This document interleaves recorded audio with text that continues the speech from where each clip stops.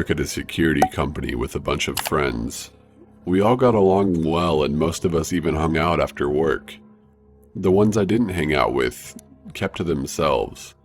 There were two brothers that worked nights with me, and they were their own little group. They were new to the company and would have many conversations about their guns.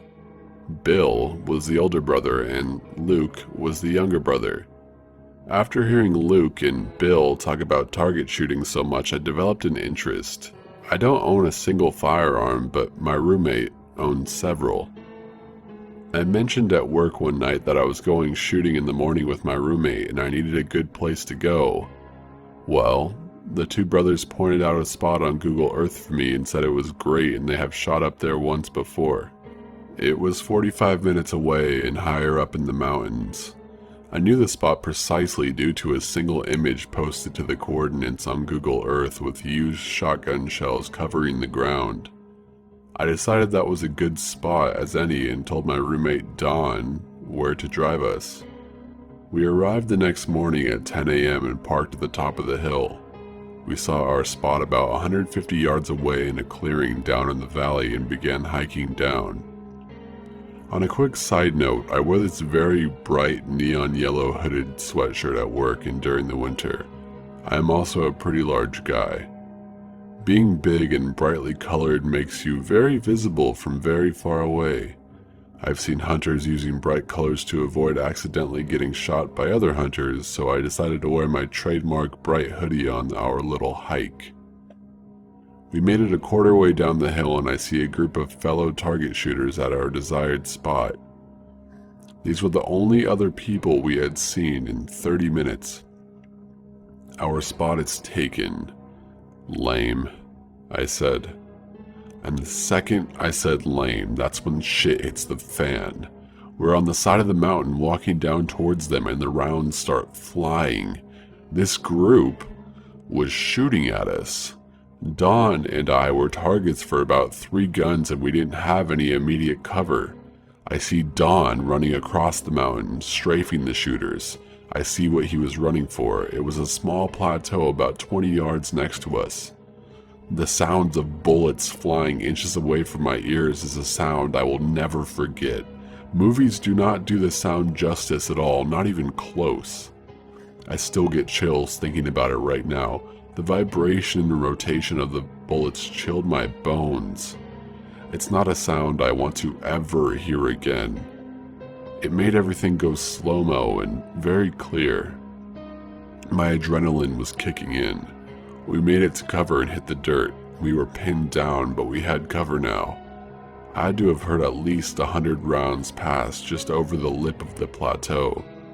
I heard a pistol, a rifle, and a shotgun. I know I did. The trees, boulders, and mountainside were being hammered by rounds after round. If we sat up from our cover, we'd have been shot in the face. These people were shooting up a hill towards a road.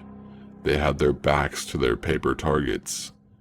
Thinking back on it, my father said I should have yelled down to them to let them know they were shooting at 2 people and to hold their fire, but the thing is, I think they knew they were shooting at us. How could they not? We weren't that far and the mountainside was almost bare. I didn't want to let them know they were close to hitting us. I should have shot back. We had the high ground, but I'm not a killer. We just waited and listened for their footsteps and wanted them to stay where they were. If we were killed, no one would ever find our bodies out there. 15 minutes went by and the gunfire didn't let up until it just ended. The mountain was quiet again. After 5 more minutes of silence, we checked down the hill. They were gone. We had our guns ready as we scanned the valley down below, and nothing. No more guys, no vehicle, just their garbage left behind. We decided this was a great time to get the hell out of the hills. We made it back to our car and back to our house faster than ever. When I went back to work the next shift, I told this story to everyone. I even thanked Bill for the sweet advice. He apologized for the bad locals and said that's crazy. Another coworker told me Bill and Luke went out shooting the same morning as I did, in the same area. I asked Bill about it immediately, asked him where he went shooting and what guns he brought to shoot. He pointed at the same damn Google Earth image as before. Luke, his friend, and a psycho had almost killed us. He denied shooting at us, even changed his mind about where they were shooting.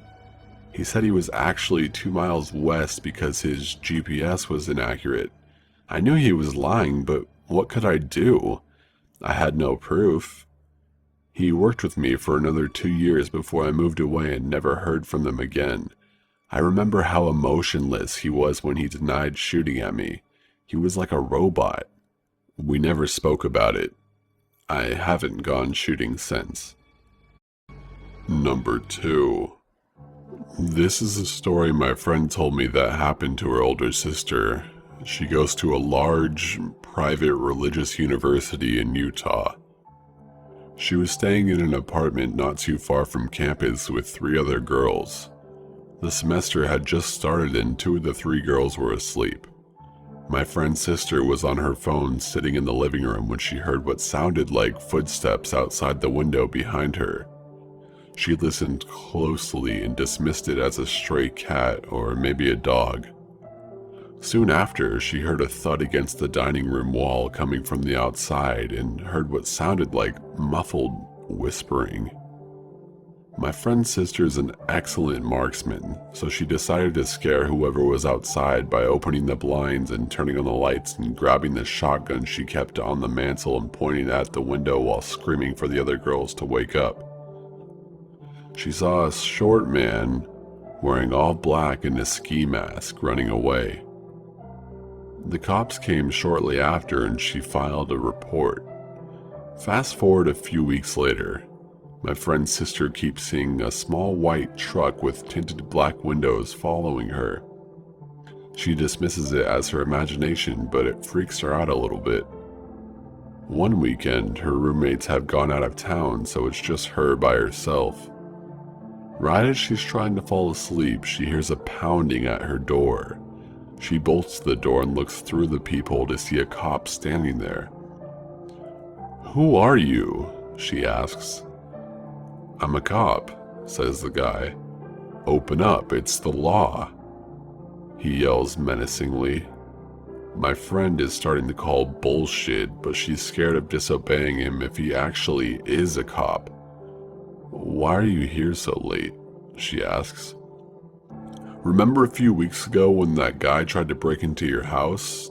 Yeah, I have an update on him." My friend is freaking out now because why would a cop come try to talk to her about the case so late and by himself? He wasn't even the officer who helped her fill out her report. "Show me your badge," she demanded. He pulled it out and shoved it into the peephole, and my friend sighed a breath of relief. Right as she was unlocking the door, she glanced down at his legs and noticed this cop had very elevated platform boots, a knife on his utility belt, and the name on his uniform didn't match the name on his badge. "You're not a fucking cop," she yelled at him. The fake cop screamed and started slamming on the door, saying, "I am an officer of the law and you will obey me. Open up, police." She called 911 and held her weight behind the front door, clutching her shotgun until the cops arrived. The guy was long gone by then, but he left behind his hat, which was a prop from a party store. The day after this, my friend broke her lease, moved to a new city in Utah, transferred schools, and bought a Doberman to keep her company. They never caught the guy, so hopefully he never does this to another girl again. Number 3. I went to middle school and high school with a tall, skinny guy who I had occasional interactions with, but I always got a weird vibe from him.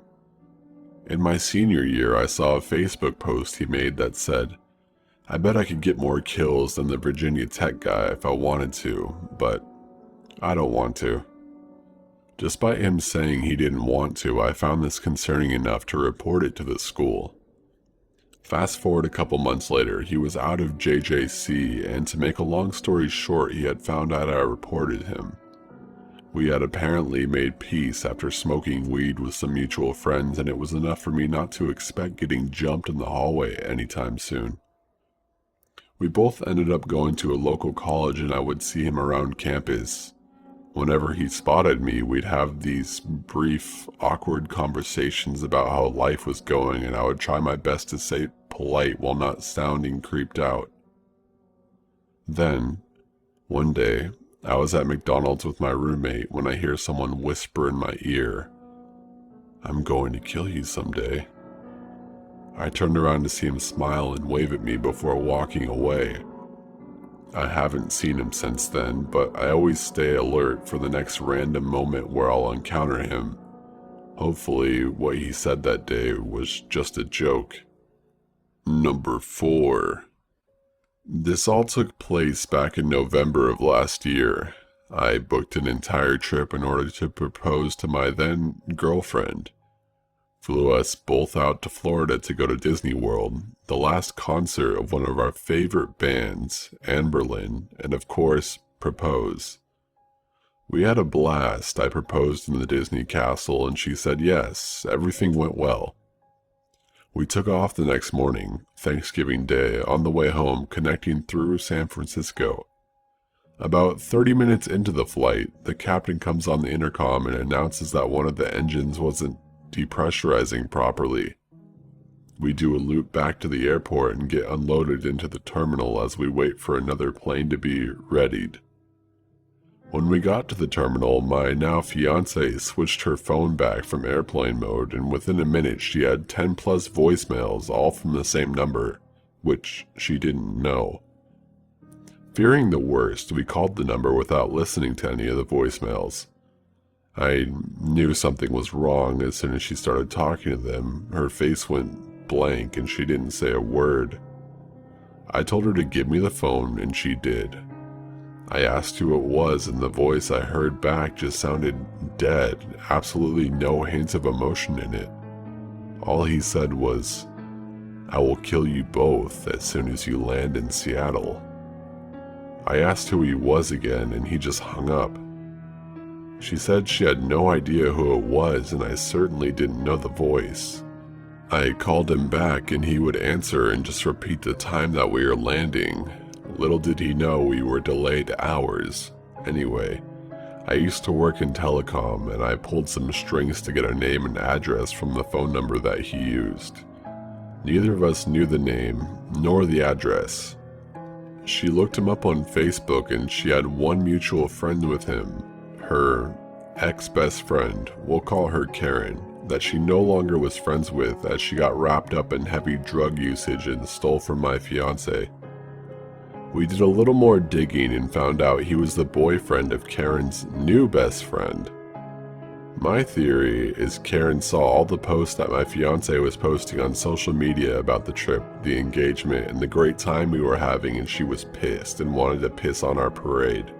I didn't take it as a joke, however. I mean, a death threat is a death threat, and in my mind, as meth heads, they could follow through with it on a whim. I called him and talked over his rambling and told him I was armed, knew where he lived, and was not afraid to take things into my own hands. He hung up on me, so I called the Seattle area law enforcement and they told me to call back on a non-holiday. Like, what the fuck is that supposed to mean? So I called the emergency line and they reiterated the same statement. We were on our own. We ended up flying in close to 9 hours after our original arrive time. Once we landed, we both had a single voicemail. Hers, I assumed, was from the guy, and mine, I have no idea, as he hadn't been calling my phone. My voicemail was from my dad, who said he had gotten a call from my neighbors saying that my mailbox had been destroyed. It looked like it had been hit by a car and the mail was stolen from it. Her voicemail, however, was the guy screaming, "Where were you? How dare you?" and plenty of other threats and random yelling. I drove home and dropped off my fiancée at her house, insisting she not come with me to my place in case there was someone still there. They threw a brick through my window with an old picture of my fiancé and Karen attached to it. I tried calling him, but to no answer. I went to bed after covering up the windows with the tarp and making sure my fiance was okay. I filed a police report the next day that said I couldn't do anything without seeing them on my property. We blocked everyone involved on social medias and went about our lives. I didn't hear from him for 3 weeks when he sent me a picture of my fiance working. I immediately called her and told her to go to the back of her work, a bubble tea shop. I then called mall security and explained the situation, but by the time they got to the food court where the picture was taken, he was gone. At this point, I was done messing around. I knew his address and swung by and dropped off a note attached to a critical defense .40 bullet, saying, "This is your last chance to leave her alone. This is your only warning. It's been almost 9 months now, and I haven't heard a word or seen him again. But for both of our sakes, I sincerely hope not to meet you, Tyler."